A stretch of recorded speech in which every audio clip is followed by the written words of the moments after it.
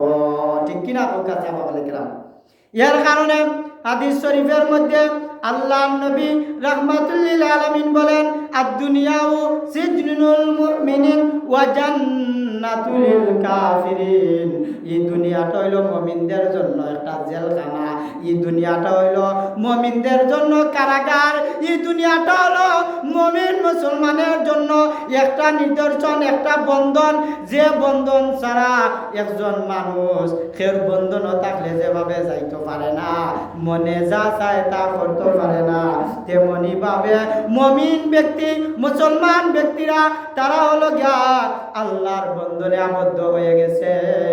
যারা মুমিন হয়ে গেছে তারা আল্লাহর কাছে ওয়াদা করেছে যে আল্লাহ আমরা নামাজ ছাড়তাম নাই, আমরা মিছা মারতাম নাই, আমরা আর সুকুল করে করতাম নাই, আমরা আর দুনিয়ার মানুষের কষ্ট দিতাম নাই, মানুষের জায়গা আমরা মুমিন মুসলমান হইয়া খমিনের মতো দখল করতাম না।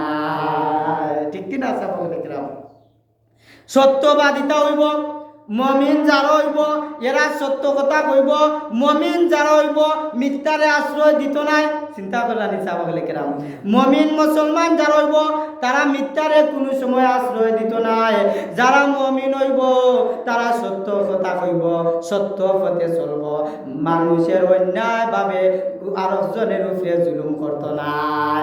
ওই কথাটা আমি আমার তিলাওয়াত কৃত আয়াতে আমার আল্লাহ রাব্বুল আলামিন বলেন, আপনারাও আমার সাথে পড়েন, ওয়ালা তাকুলু আমওয়ালাকুম বাইনাকুম বিল বাতিলি ওয়া তুদলু বিহা ইলাল হুকাম। আমার আল্লাহ রাব্বুল আলামিন বলেন, হে মুমিনেরা তোমরা অন্যর সম্পদ গ্রাস করো না, আর কারো সম্পদের সামান্যতম অংশ অন্যায়ভাবে দখল করিয়া নিম্নে আদালতমুখী হইয়া যায় না। যারা মুমিন হইব মুসলমান হইব এরারে আল্লাহ শিক্ষা দেরা যে তোমরা অন্যায়ভাবে আরেকজনের সম্পদ দখল করিও না, অন্যায়ভাবে তোমরা আরেকজনের জায়গা দখল করিও না, অন্যায়ভাবে তোমরা আরেকজনের সাথে অন্যায় করিও না, অন্যায়ভাবে আরেকজনের জায়গার উপরে মামলা দিয়া, আরেকজনের ব্যবহারের উপরে মামলা দিয়া, আরেকজনের সাথে লাগিয়া মামলা করিয়া তোমরা আদালতমুখী হইও না। কারণ হইল গিয়া মহান আল্লাহ বলেন অন্যায় জিনিস কোরআনে সাপোর্ট করে না। সুবহানাল্লাহ।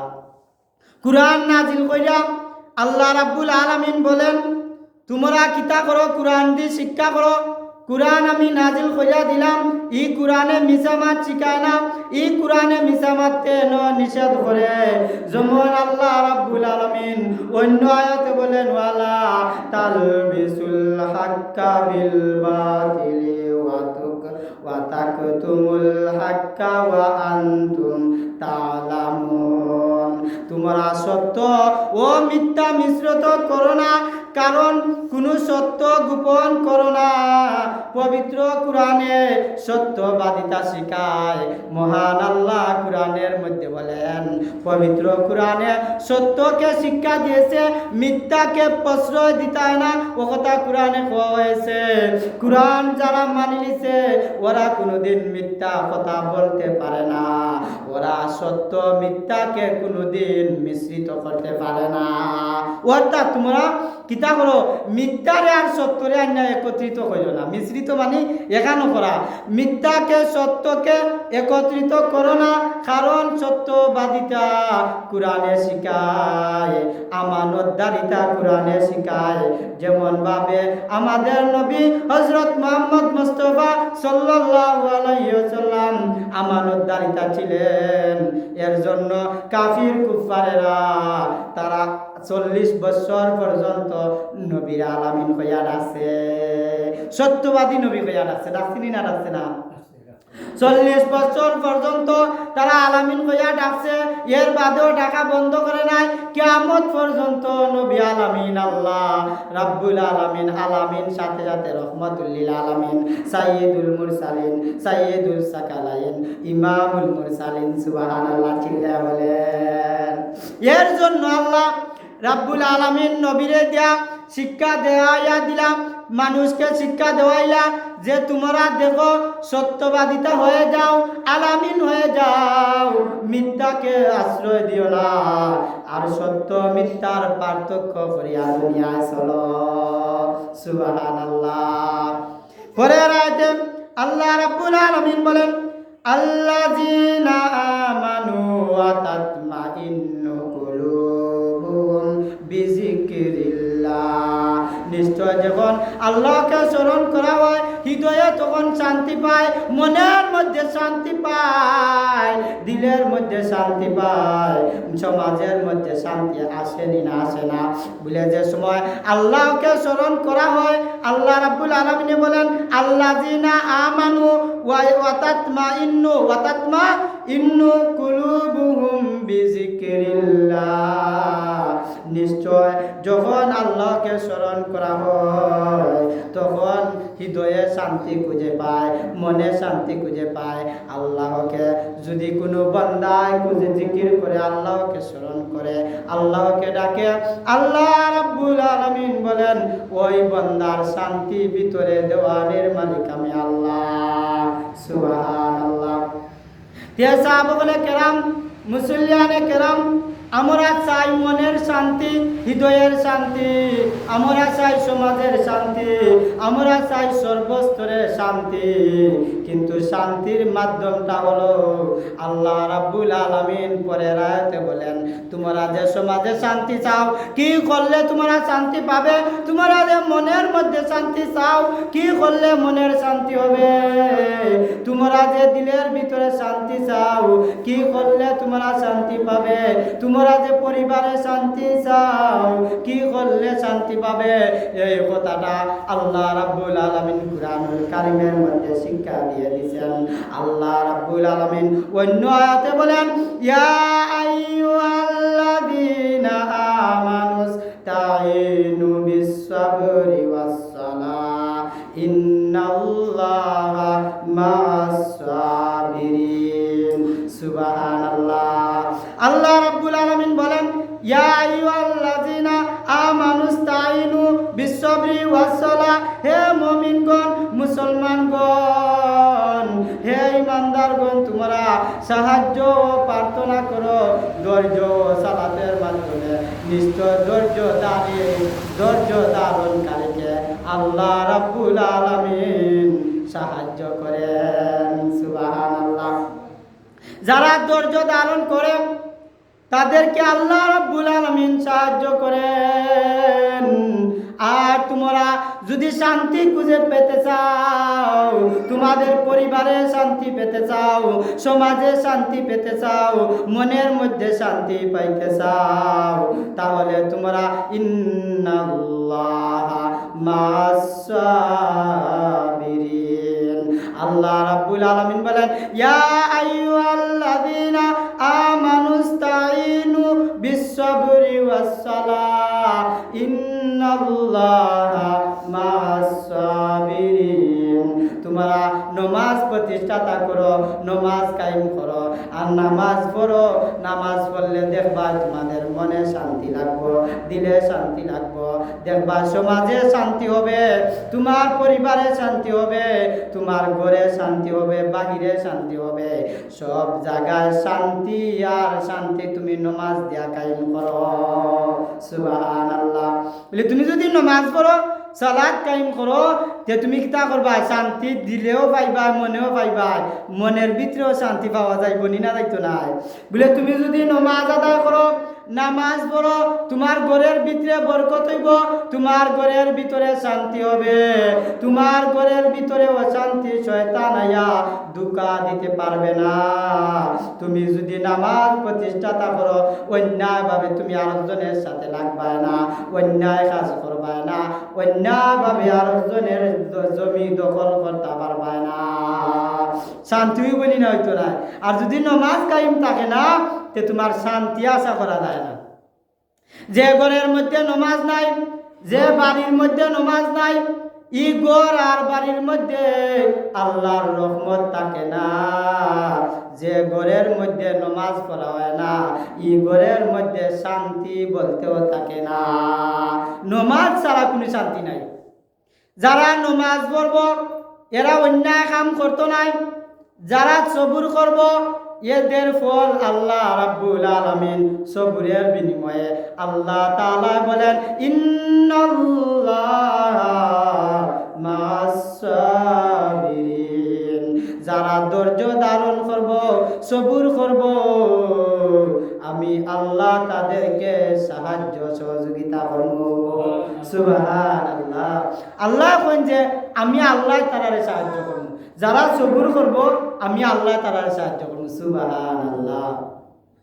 আর যারা নমাজ কায়েম করব, নমাজ পড়ব, এরার মনের ভিতরে শান্তি আসবে, সমাজের ভিতরে শান্তি আসবে, ঘরের মধ্যে শান্তি হবে। যে বাড়ির মধ্যে নামাজ হবে ওই বাড়ির মধ্যে শান্তি হবে, যে ঘরের মধ্যে নামাজ হবে ওই ঘরের মধ্যে আল্লাহর রহমত ভরপুর থাকবো। এরার রিজেকের পেরেশানি করা লাগতো না, এদের রিজেকের চিন্তা করা লাগতো না। আল্লাহ রাব্বুল আলামিন বলেন যে ঘরে নামাজ কায়েম করা হয় এই ঘর আমি আল্লাহর জিম্মায় চলে যায়। সুবহানাল্লাহ। তেসাব বলে কেরাম আমরা পাইলাম শান্তি পাইতে হইলে নামাজ পড়া লাগবে, শান্তি আনতে হইলে নামাজ পড়া লাগবো, শান্তি সমাজও শান্তি পাইতে হইলে নামাজ আদায় করা লাগবো। নামাজবিহীন সমাজে শান্তির আশা করা যায় না। আমরা নামাজ পড়তাম না পড়তাম না, নামাজ পড়তে হইলে আগে আমরা কিতা করা লাগবো, নামাজ শিক্ষা করা লাগবো। যে ব্যক্তি মুমিন মুসলমান যারা তারা যদি দেখবা ফজরের নামাজ পড়ে না, যদি কোনো একটা কারণে নামাজ মিস্টেক হইয়া যায় ওই মানুষের মনে সারা দিনের মধ্যে শান্তি লাগে না।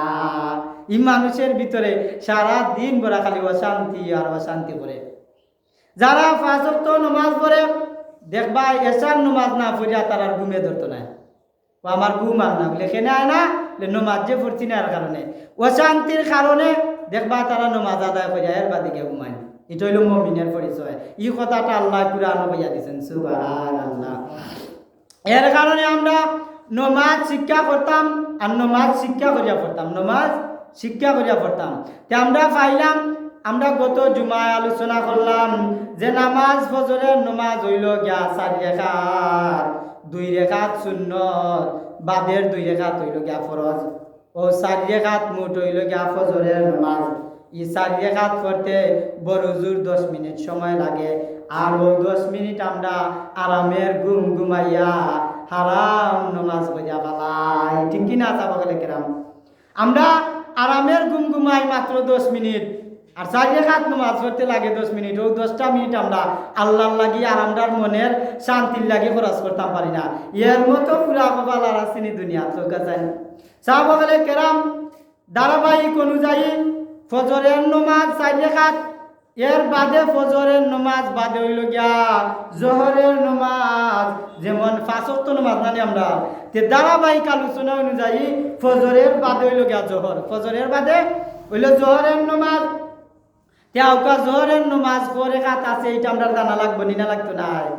তে জোহরের নামাজ প্রথমে হইল গিয়া 4 রাকাত সুন্নত, প্রথমে 4 রাকাত সুন্নত, দ্বিতীয় নম্বর হইল গিয়া 4 রাকাত ফরজ, তৃতীয় নম্বর হইল গিয়া 2 রাকাত সুন্নত। ফরজের বাদে 2 রাকাত সুন্নত, সুন্নতের বাদে 2 রাকাত হইল গিয়া নফল নামাজ। 4 রাকাত হইল 8 রাকাত, 8 রাকাত আর সুন্নত 2 রাকাত, 4 রাকাত হইল 10 রাকাত, আর নফল 2 রাকাত হইল 4 রাকাত 12 রাকাত। এর কারণে কিতাবের মধ্যে 10 রাকাতের আলোচনা আছে, আর বিভিন্ন কিতাবও সুন্নতের 2 রাকাত, নফলের 2 রাকাত আলোচনা করা হয়েছে। তে নফল নামাজ আমরা এই নামাজের লগে নফল আইনা লাগাইছি। এখানে একজন মানুষ যদি জোরে নামাজ পড়ে 2টা রাকাত নামাজ এক্সট্রা পড়িয়া যায়, সওয়াব আছে না নাই?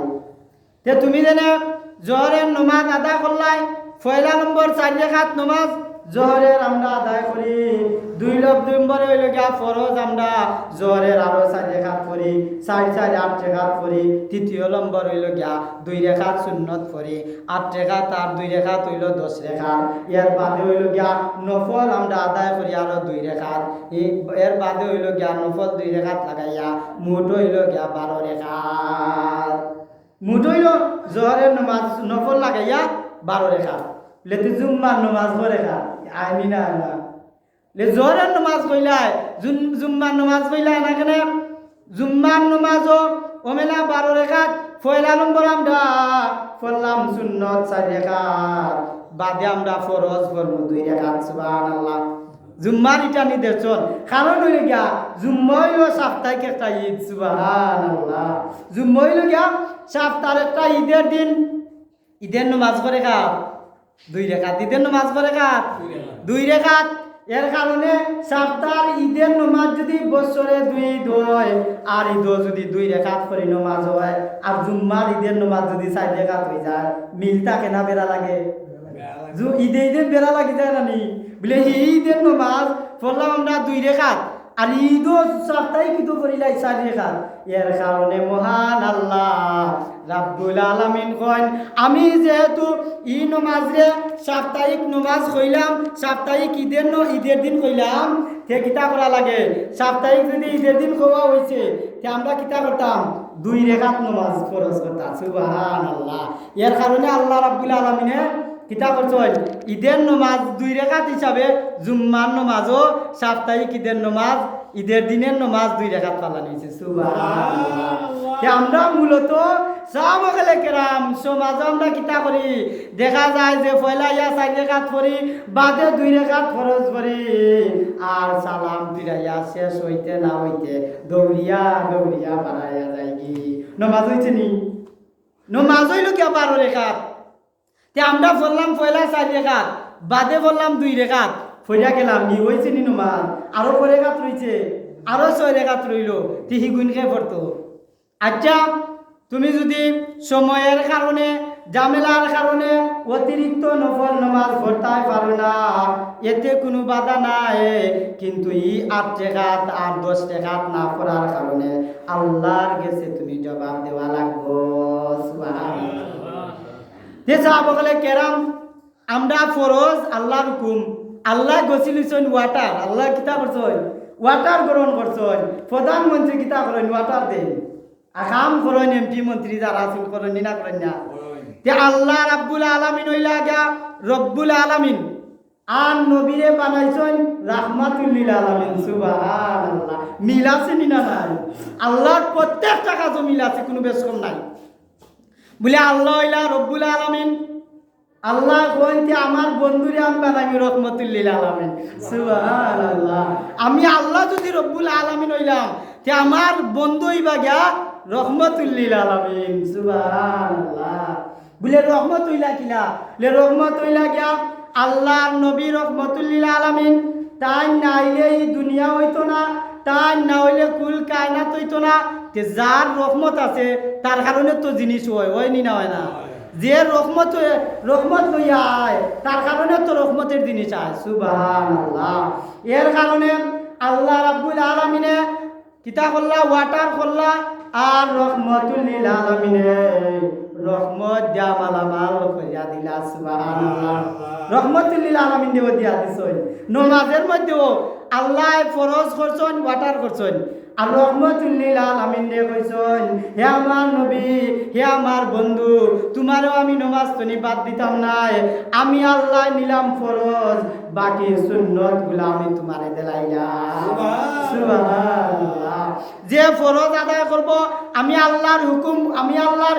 ওয়াটার মান্য করলো আর যে সুন্নত আদায় করলো সে তুমি রহমাতুল লিল আলামিন মানলো সুবহানাল্লাহ আল্লাহ কোন হে আমার নবী হে আমার পয়গম্বর হে রহমাতুল লিল আলামিন আমার বান্দারা শুধু আমি আল্লাহরে মানবো আর তুমি নবীরে মানতো না এটা হতে পারে না হে আমার বান্দা বান্দিরা তোমরা আমি আল্লাহরে মানো আর আমার নবীর তরিকা অনুযায়ী চলো সুবহানাল্লাহ তে আমরা আল্লাহরে মানলাম আল্লাহর হুকুম মানলাম আর নবীরে মানতাম নবীর সুন্নত পালন করতাম সুবহানাল্লাহ ঠিক কি না গো কাজা বলে কিরাম তে আমরা পয়লা নবীরে মানলাম 4 রাকাত পড়লাম নবীরে পয়লা মানলাম না নি নবীর তরিকা অনুসরণ করলাম পড়লাম তে মানলাম তরিকা অনুসরণ পড়লাম, বাদে 2 রেখাত জুম্মার ঈদের নামাজ ফইরেও আমরা বাড়াইয়া গেলাম কি আল্লাহরে পাইছি নবীরে পাইছি আল্লাহ কিনে হইয়া গেলাম কি বাড়াইয়া ওইব। হ্যাঁ, আমরা কিতা বললাম আল্লাহরে মানিলাম নবীরে মানিলাম, বাদে আমরা বাড়াইয়া গেলাম কি আরো যে রইল নবীরে মানা রইছে না। বাদের যে সুন্নত 4 রেখাত জুম্মার নামাজ এটা পড়া লাগবে না লাগতো না, আমরা 6 রেখাত লইও মারি দো। আমি দেখছি তো আমি হ্যাঁ এখন হইল কি আমরা নমাজ পড়তাম 10 রেখাত নমাজ, এর বাদে নফল 2 রেখাত। এটা হইল তোমার ইচ্ছা, তুমি যদি ইচ্ছা করো বোনাস লইতাই তুমি লইতা পারবাই, যদি চাও না তোমার বোনাস হইল না, লাভ হইল না, তোমার সমস্যা কিটা। আর তুমি যদি চাও আমরা লাভবান হইতাম তে আরো 2 রেখাত নফল আদায় করো। পয়লা নম্বর সুন্নত 4 রেখাত পড়লাম, বাদের নম্বর আমরা ফরজ 2 রেখাত পড়লাম, বাদে আমরা সুন্নত আরো 4 রেখাত পড়লাম, মোট হইল গিয়া 6 রেখাত আর 4 রেখাত মোট হইল 10 রেখাত। বাদে তুমি নফল আরো 2 রেখাত পড়ো। আর সাহাবায়ে কেরাম জুম্মার দিনের আরো কিছু লাভ আসেনি না নাই, আরো ফজিলত আসেনি না নাই। তুমি আও নমাজো জুম্মার দিন আগে আও, আয়া সালাতুল দুখুলুল মসজিদ 2 রেখাত নামাজ পড়ো, তাহিয়াতুল ওযু 2 রেখাত নামাজ পড়ো, আরো 2 রেখাত নফল পড়ো, সালাতুল হাজত নামাজ পড়ো, সওয়াব আসেনি না নাই। বলে আমরা সওয়াব পাই না তুকাইয়া, সওয়াবের জায়গার অভাব নাই, সওয়াবের জাগার অভাব নাই। আর আমরা কিতা করতাম সওয়াব করতাম, কারণ হইল গিয়া একটা নেকির কারণে বন্দা জাহান্নামে যাইব, একটা নেকির অভাবে বন্দা হাহাকার করবো আর জাহান্নামে যাইব। ই আলোচনা মহান আল্লাহ রব্বুল আলামিনের যদি তৌফিক দেন আগামীতে করব ইনশাআল্লাহ। আর আমরা ছেলে সন্তানদের হক আদায় করতাম, আর ছেলে সন্তানের মা বাপের হক আদায় করতাম। বলে কিলা আদায় করতা, ছেলে সন্তানরে আমরা কোরআন শিক্ষা দিতাম, নমাজ শিক্ষা দিতাম। একজনের লগে যদি আমরা সম্পর্ক আমার যদি এক নম্বরে ওয়াইফের লগে সম্পর্ক বাদ হয়ে যায়, আর ই তরফের সন্তান থাকে, ই সন্তান তোমার নিনা ওয়াইফের, তোমার নিনা তোমার বোন, 2 জনের নামি তে হকটা থাকবো 2 জনের। গড়ের হক থাকবো মার গেছে, বারের হক থাকবো বাপের গেছে। মানে তুমি তোমার স্ত্রীরে চারিয়া দিলাইলাই, তালাক দিলাইলাই, বাদের সন্তানরেও চারিলাই, তিনটার লাগে আল্লাহ কিছু জবাব দেওয়া লাগতো নাই লাগবো। কারণ হইল কি আজের সময় সন্তানকে জিজ্ঞা নইব তুমি নমাজ বললা না কেনে, বলে আমার মা বাপে শিক্ষা দিছন না, বলে মা কইবা আল্লাহ আমি তো আমার পরের ঘরের কান শিক্ষা দিচ্ছি যত আর করানি যায়, বাপেরে জিজ্ঞাইবা না, বাপে তো কইব আল্লাহ আমি তো খবর লইছি না। এর কারণে আল্লাহর কাছে জবাব দেওয়া লাগবো। তুমি এখানে তোমার সন্তানের খবর লইলাই না, তোমার সন্তানের খবর মারও আছে দায়িত্ব, বাপেরও দায়িত্ব আছে নি না নাই।